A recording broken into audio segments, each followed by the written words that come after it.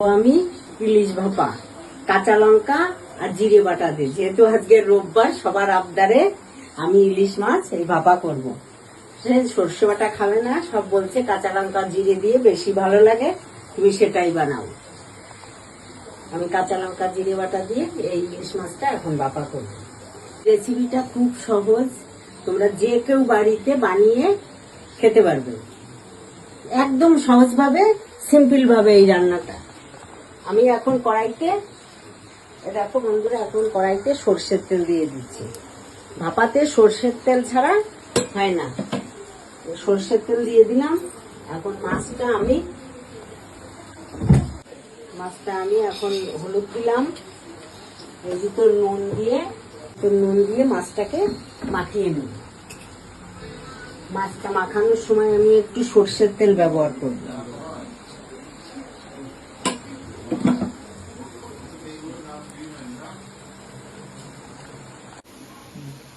এই দেখো হাতে রয়েছে কালো জিরে, আমি কালো জিরে সর্ষের তেলের ভিতরে দিয়ে দেবো।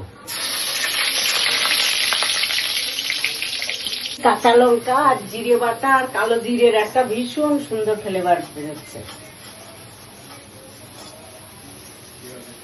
হ্যাঁ, মশলাটা একটু ভাজা ভাজা হচ্ছে, ভাজা ভাজা হলেই আমি জল ঢেলে দেবো। মশলা দিয়ে কাঁচা লঙ্কা বাটাটা দিয়ে দেবো।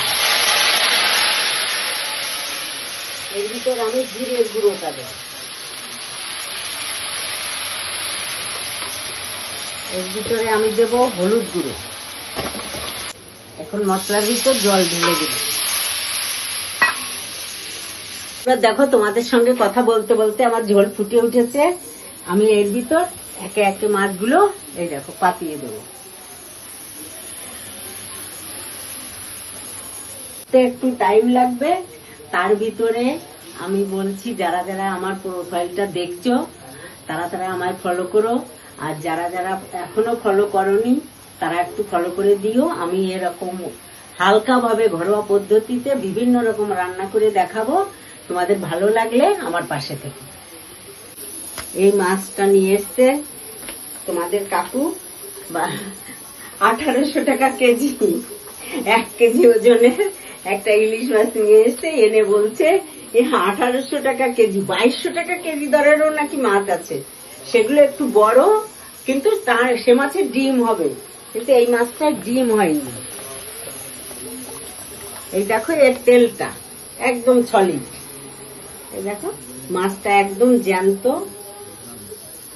জ্যান্ত বললে তোমরা আবার বলবে ইলিশ মাছ আবার জ্যান্ত হয় নাকি? জ্যান্ত বলতে এই রকমই জ্যান্ত, যেটা আর কি শক্তপোক্ত, আর কি দেখতে সুন্দর।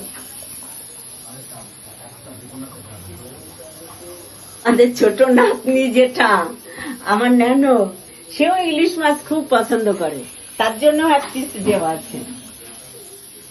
ও একবার ইলিশ মাছ খুঁটে দিলে মজা করে খায়।